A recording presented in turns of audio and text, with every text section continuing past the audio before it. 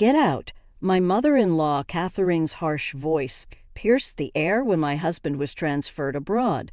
She kicked me and my daughter out of the house with no place to go. I ended up at the park, holding my 2-year-old daughter, feeling lost and unsure of what to do next. Suddenly, police officers surrounded us. "Please come with us," they said, soaked in the rain and shivering from the cold. I followed them to the police station, where I found an unexpected person waiting for me. I'm Emma, turning 35 this year. I met my husband Bob at work, and after a year of dating, we got married. I quit my job, and we tied the knot, and 2 years ago, our daughter Lily was born. Right now, we all live together with my mother-in-law, Catherine.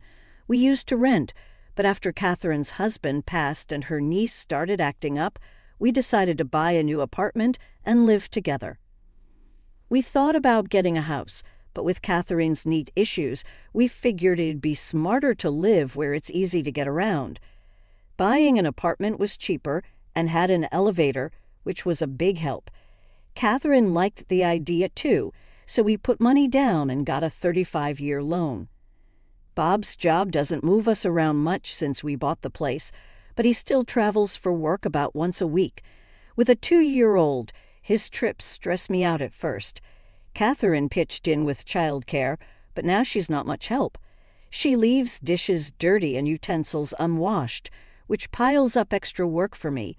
When I ask her to help, she promises to do better, but doesn't follow through. Oddly enough, she cleans up when Bob's around, and I just noticed that recently. At first, I didn't think much of it when Catherine occasionally rinsed the dishes, but now I see things differently.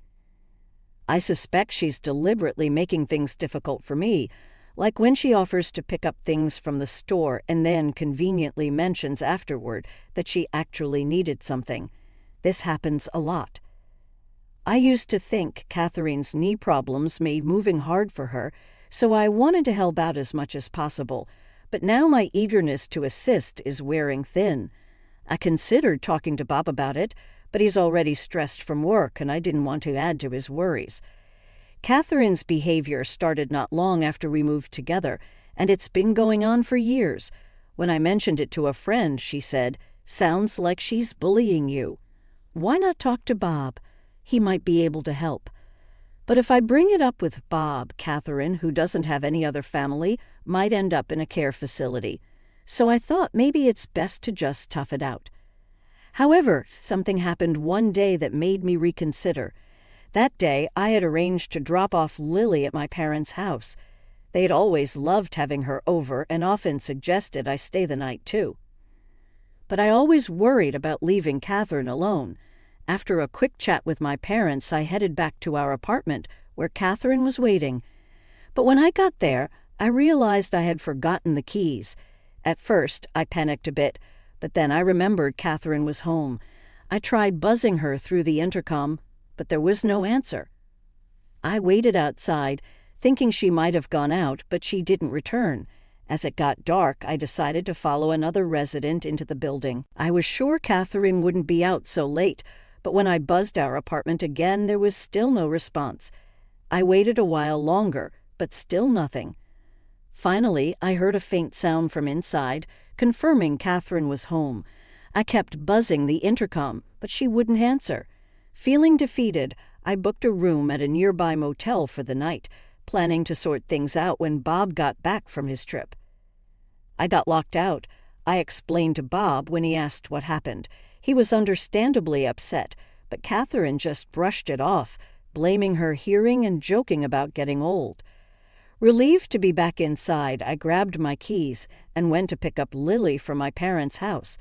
They offered their support, saying I could always come back if things got too tough. Their comforting words brought tears to my eyes, but I quickly composed myself before heading home with Lily. For a while, things seemed okay with Catherine. Then, unexpectedly, Bob's international transfer was confirmed, a permanent move, not just a business trip. We just bought a place, and now this international assignment. What should we do? Bob asked me. I hesitated, considering the stress it might bring to Lily, but ultimately decided it was best for us to stay in the U.S. Soon after, Bob had to leave for Europe. Although he was concerned, work kept him occupied, leaving me, Lily, and Catherine to navigate life together. Living with Catherine took a turn for the worse once Bob left for Europe. Just as I expected, her attitude shifted drastically. On a stormy day when it was unsafe to go outside, Catherine blindsided me with a shocking request. "Now that Bob's away, wouldn't it be best if you and Lily found somewhere else to live?" she said bluntly. "Excuse me, what are you saying?" I couldn't believe what I was hearing. "I prefer to have the place to myself. I can't relax with strangers around, so if you could leave as soon as possible, that would be great," she replied, showing no remorse. I was stunned by Catherine's nerve. Despite not being blood-related, I had always treated her like family, doing my best to make our living situation comfortable. But to her it seemed we were just unwanted guests. As I contemplated packing up and returning to my parents' house, Catherine's next words cut deep. "Why are you still here? Just leave already," she demanded, showing no mercy. Before I knew it, Lily and I were standing outside our own home, dressed only for indoors, as Catherine slammed the door shut behind us. No matter how hard I knocked, she refused to open it.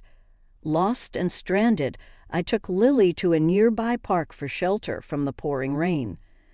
Without my wallet or phone, which were inside the house, I felt utterly helpless, unsure of our next move.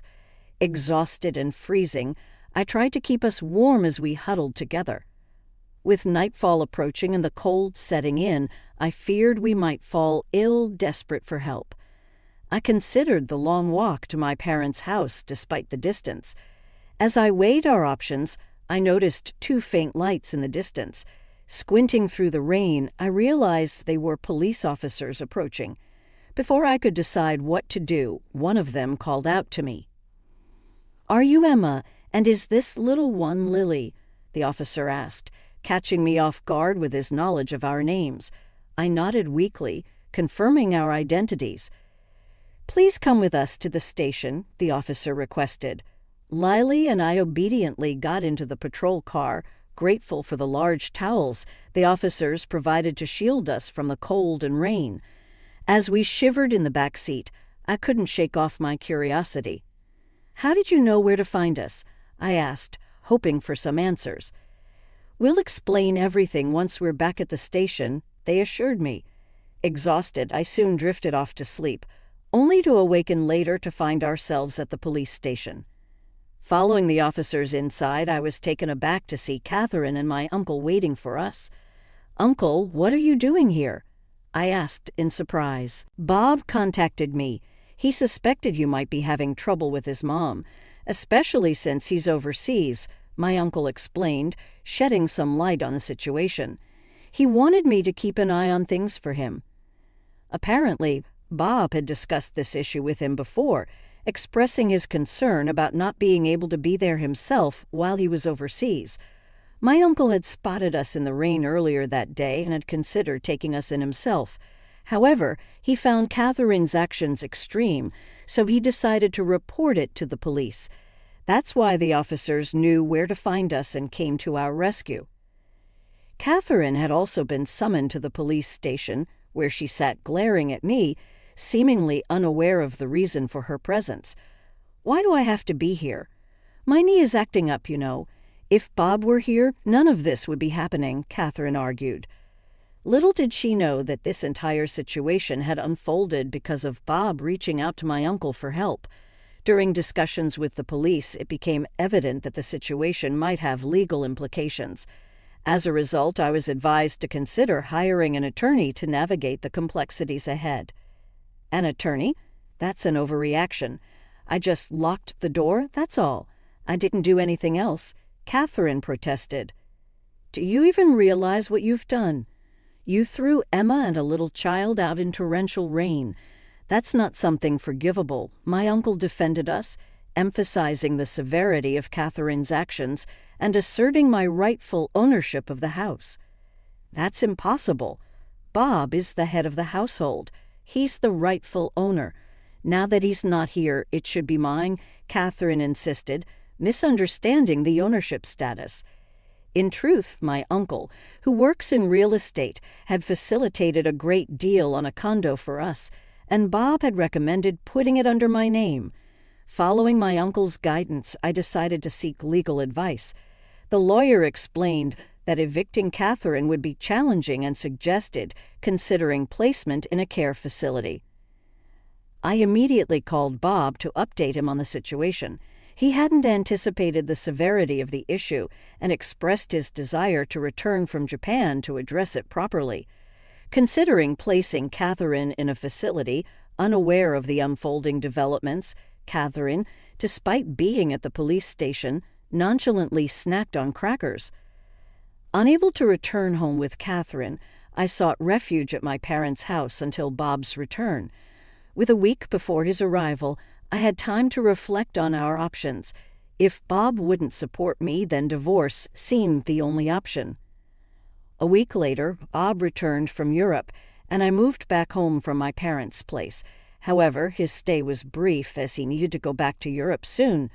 With limited time in Japan, we had to discuss our next steps. I heard things from Emma's uncle. Is all of that true? Bob inquired as soon as we were together. Catherine adamantly denied any wrongdoing, insisting it was all lies and accusing me of plotting against her. Surprisingly, Bob seemed inclined to consider Catherine's perspective. Do you have any evidence to prove Emma's plotting something? Bob asked, seeking clarity. Evidence? Of course not. Emma. Do you have any evidence? I admitted I hadn't been able to keep track of things due to my busy work schedule. Uncertain of whom to believe, I handed Bob a voice recorder I had with me. What's this? Bob questioned as I handed it to him. I explained that it contained recordings of Catherine's harsh words and her eviction of me from the house. As Bob listened to the recordings, he heard Catherine's disparaging remarks about me, questioning why he even married me. Catherine quickly began to defend herself upon hearing the playback. This is taken out of context. Everyone has their moments, right? I was just frustrated at that time, but it was just this once. Catherine attempted to downplay her actions, but the voice recorder played a relentless stream of verbal abuse, revealing countless instances of mistreatment, some not even captured on the device. Bob's hand trembled with tension and anger as he held the recorder, while Catherine appeared guilt-ridden.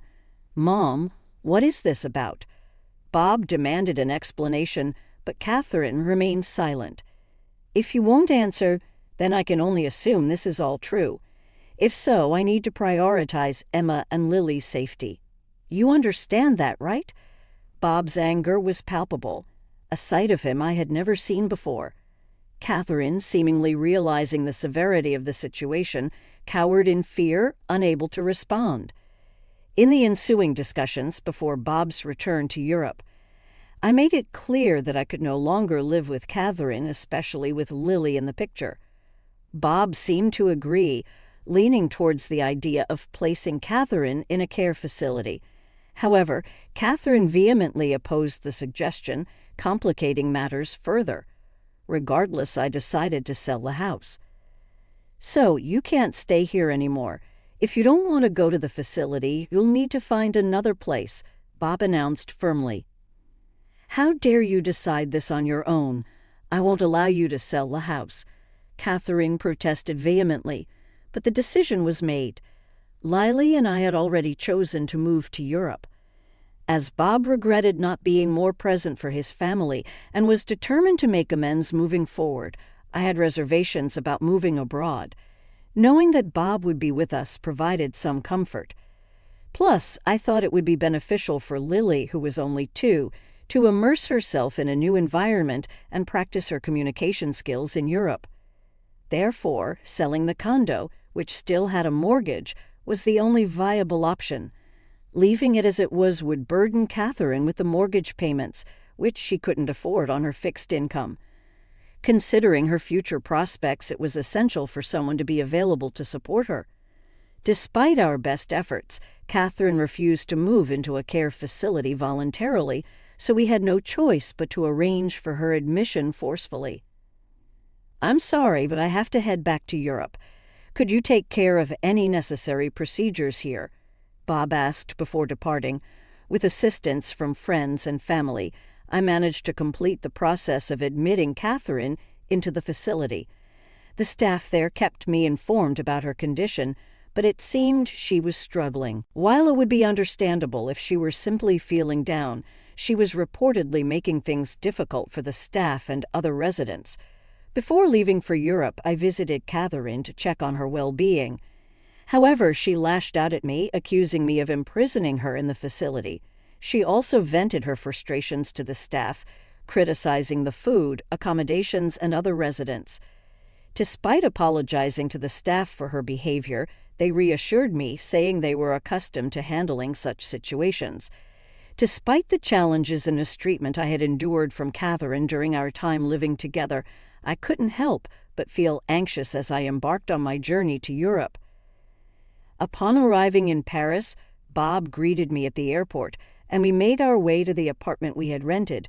While they say rents in Paris are steep compared to Texas, Bob's company provides a housing allowance, which allowed us to find a spacious and affordable place. Our neighbors in the building have been incredibly welcoming, despite my limited fluency in French. Just yesterday, one neighbor shared some wine and cheese with me, and in return, I offered them some homemade mac and cheese. In the meantime, I'm gradually picking up French alongside my daughter Lily. Recognizing the limitations of self-study, I've also enrolled in a language school where I've met other Americans new to France and formed some great friendships. Back in the States, my worries about Catherine often overshadowed my enjoyment of outings with friends. But here in Paris, I can savor leisurely lunches and fully embrace the city's charm. My main concern now is Lily, who is still too young for kindergarten. Typically, children here start kindergarten at 5, so I'm hopeful she'll pick up enough French by then. Thankfully, Lily seems to be adapting quickly. As Lily grows older and approaches preschool age, I'm considering re-entering the workforce. While Bob supports me staying at home, living in Paris has sparked a desire for new opportunities. Witnessing the ambition and confidence of people here has inspired me. I've even befriended a waitress at a nearby cafe who hinted at a potential job opportunity there.